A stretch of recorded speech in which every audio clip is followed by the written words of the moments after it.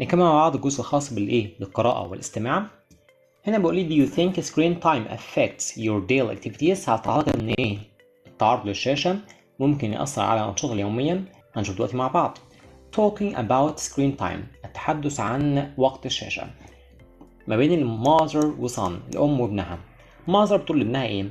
I think you should try to find a good balance between screen time for entertainment and other activities. أنا بعتقد إن أنت المفروض تحاول وتجرب إنك تلاقي توازن ما بين وقت الشاشة والنشاط الترفيهية الأخرى، يعني حاول توازن من ده وده، يعني مش كل الوقت قدام الشاشة. But mom, screens help me stay focused when I study. ولكن يا أمي الشاشة ديت بتساعدني أكون مركز أثناء الدراسة. قالت له إيه؟ That's true، هذا صحيح. But experts say screens can also be a big distraction if you're not careful. برضه الخبراء بيقولوا إن الشاشة ديت ممكن تؤدي تشتت كبير جدا لو أنت مش حريص. So how can I make my screen time more useful؟ ازاي اخلي وقت الشاشة دوت حاجة مفيدة جدا بالنسبة لي؟ You could set specific times for studying and breaks. انت لازم تحدد او تظبط مؤقت معين للدراسة والراحة.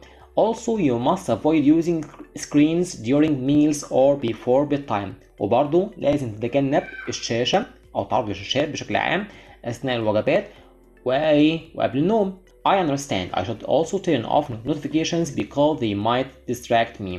أنا فهمت كده. وبرضه المفروض أقفل أي إشعار، تمام كده، لأن ممكن يأثر على تركيزي، ممكن يشتتني ولا حاجة. Exactly، بالظبط. And remember you need to balance your screen time with outdoor activities and reading. افتكر كويس إنك لازم توازن وقت الشاشة مع الأنشطة الخارجية والقراءة. I see. If I follow this, I will feel better and get more done. لو أنا عملت حاجة زي كده أنا أحس براحة أكتر وهيحس بالإنجاز. Yes, and you will also enjoy your entertainment time more without feeling tired or distracted. وحتى لو عملت كده أنت ممكن تستمتع بوقت المتعة بالنسبة لك بدون ما تحس بالتعب والإرهاق والتشتت.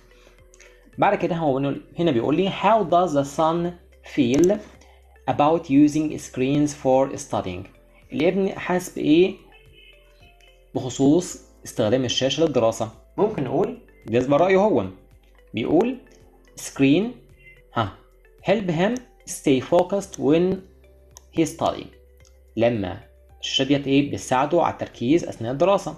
ده رأي شخصي هو. What problems can screen cause according to the mother؟ إيه المشاكل المحتملة للتعرض للشاشة وفقا لنظرة الأم؟ ممكن نقول screens can also be a big distraction if you're not careful. دي رأي الأم. دي السؤال التاني، دي السؤال الأولاني. What are some ways to make screen time more useful؟ ازاي نخلي وقت الشاشة دوت شيء مفيد؟ ممكن مثلا اهوت بعدها على طول set specific times for studying and breaks. نظبط مؤقت لأوقات الدراسة والراحة. 3. بعد كده take turns being نادر and جمال. تبادل أدوار، شوية أنت نادر شوية زميلك يبقى جمال، أو أنت جمال وصاحبك يبقى نادر، وهكذا. Try to include middle verbs and connectors to make the conversation smooth and polite. حاول تدخل جوه المحادثة بتاعتك أفعال ناقصة وروابط عشان تخلي المحادثة سلسة فيها تهذيب وأدب. نادر Hi جمال. Hey جمال, you should try to find a good balance with your screen time. Do you know that too much screen can be a big distraction؟ ازيك يا جمال، انت المفروض تلاقي توازن ما بين وقت الشاشة.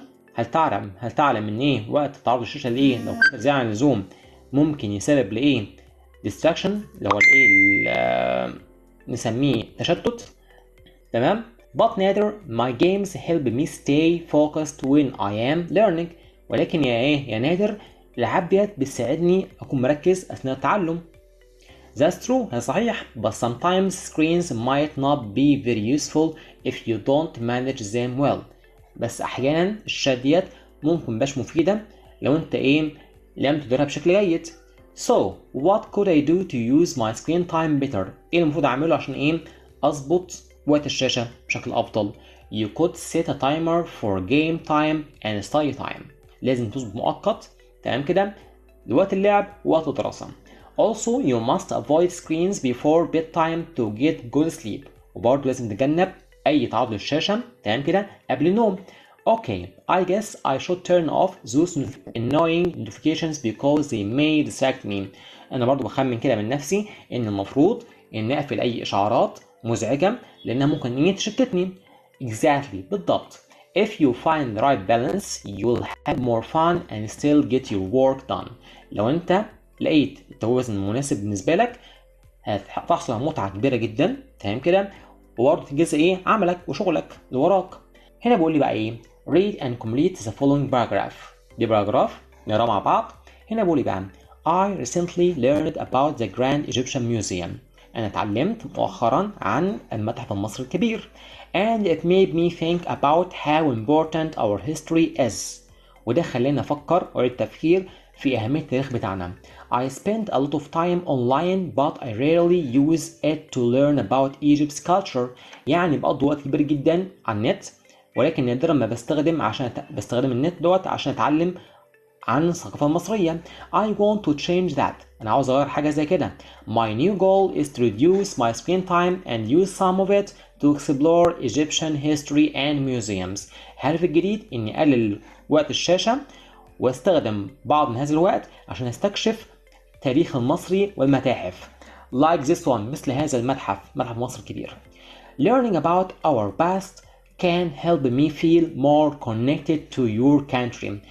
التعلم أكثر عن الماضي ممكن يساعدك بالصلة والاتصال ببلدك. If young people know their history, they can help protect it. لو الشباب بيتعلموا عن التاريخ بتاعهم ممكن ده يساعدهم في حمايته إنهم يحموه. This habit can prepare me to be a better citizen of Egypt. الخطوة ديت والعادة ديت هتأهلني إن أكون مواطن صالح مصري لمصر، مواطن أفضل. Make history part of your life. Read, visit and share it. خلي التاريخ جزء من حياتك. اقرأ وزور وشارك. بعد كده هنا بيقول لي هات سينم للكلمات ديت وهات الانتونيم من الكلمات دي. بالنسبة لأوتسايد اللي ذكره في القراءة ورا outside ممكن نقول مثلا وليكن outdoor. نكتب outdoor وكل عربي برضه ليه انجليزي اهو out door بالخارج برضه. aim goal. to sum up in the end أو ممكن نقول مثلا summarize أو in the end in the end في النهاية أو في الختام. ممكن برضه نقول إيه summarize. focus عكسها distract. rough smooth general specific. بعد كده هنا بيقول لي what does underline word it refer to. it دي يتعاد على ايه؟ بيقول لنا ايه if young people know their history. لو الشباب عرفوا تاريخهم they can help protect it. هيساعدوا ان هو ايه دي هيساعدهم انهم ايه يحموا ايه التاريخ. تبقى عايد على ايه history. بعد كده how can learning about the past help us. ازاي التاريخ والتعلم عن التاريخ بيساعدنا من القطعة ذات نفسها. ممكن نقول learning about our past can help me feel more connected to my country. لو اتعلمت اكتر عن التاريخ بتاع بلدي دي ايه بيزيد الصلة ما بيني وبين بلدي ويحسسني بالايه بالانتماء اكتر. بعد كده الترجمة experts say screen can be a big distraction if you're not careful.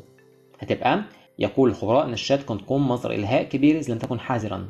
الهاء. بعد كده هدفي الجديد هو تقليل وقتي امام الشاشة. تبقى my new goal is to reduce مش increase reduce. increase معناها ايه يزيد. بعد كده اكمل I used to argue about screen time. My parents said I should أو I must not use my tablet at dinner table. ما ينفعش استخدم التابلت بتاعي في وقت الايه عشاء. It was ممكن نقول مثلا ايه annoying. طبعا ما كان الموضوع في الاول ايه at first كان موضوع مزعج بالنسبه لي but I understood now. دلوقتي فهمت الان. I set a timer for game time and focus during study time. ضبط مؤقت خاص بالدراسة وخاص باللعب. I even found a balance between screen and outdoor fun.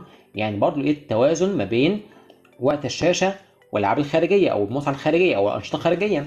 It feels smooth when my day has planned and still have time to play and rest. بعد كده اختار choose. The loud noise from the construction work really distracted me. شتتني. While I was reading. It is good to play outdoor games because fresh air فيه هواء نقي وهواء بالخارج يبقى ايه ألعاب ايه خارجية. I like this road because the ride feels very smooth and quiet. سلسة قاعدة سلسة وهادئة. My sister تبقى managed to finish her homework before the guests arrived. We must teach our children to be طبعا يكونوا ايه مؤدبين polite. بعد كده my little brother is always making noise which is very هتبقى annoying. You can't get good sleep. بعد كده please تبقى set a timer for 30 minutes. بعد كده to stay focused. It is important to find a balance. بعد كده read and complete اقرأ وأكمل. Improving screen habits helped me become more active. يعني تطوير عادات تعرض الشاشة خلينا شخص ايه نشط أكتر. I created a weekly plan with times for reading, drawing and screen use. أنا عملت خطة أسبوعية لأوقات محددة خاصة بالقراءة والرسم وإيه والشاشة بشكل عام. You follow a plan to control your screen time. تبقى you should follow a plan to control your screen time. لازم ايه تلتزم بخطة لوقت الشاشة. بعد كده I recently أنا مؤخرا read a story about the history of pyramids. قريت قصة بتتكلم عن تاريخ الايه الأهرامات. It was so exciting. كان مثير جدا. I even made a model using clay. ده أنا حتى عملت نموذج مصغر باستخدام الايه الطين أو الصلصال. My mood changed in a good way. حتى اللي هو الايه المزاج العام اتغير بطريقه احسن. and I started feeling more focused وحسيت ان ايه مركزه اكتر. I really بقيت نادرا feel bored anymore. مبقتش حاسس بيه بملل ايه نادرا يعني. choose اختر اول جمله معايا. Tourists love to explore the pyramids and take pictures when they visit Giza. بيحب يستكشفوا الاهرامات وايه ويلتقطوا صور في الجيزه. The teacher asked us to speak briefly بشكل مختصر. نتكلم بشكل مختصر. احنا بندي ايه اجابات ايه مختصره. I read a book about the history of Egypt. تاريخ مصر during the pharaoh's time. بعد كده when Walid is tired or hungry his mood لما يكون جعان او ايه او مرهق يكون ايه مزاجه العام بيتغير بسرعه متقلب المزاج. My uncle moved to another country. انتقل لمدينه او دوله اخرى. I saw a photo of my grandfather when he was young in the past. لما كان في الماضي شاب في الماضي. You must act wisely. تصرف بحكمة. When making choices that affects others. لما تكون بخيارات معينة بتأثر على الآخرين. We went on a school trip to the Grand Egyptian Museum. المتحف المصري الكبير. Museum. بعد كده our teacher says that every culture is special and should be respected. Smartboard and tablets are example of technological devices used in schools. أجهزة ذكية أو أجهزة تكنولوجية تستخدم في المدرسة.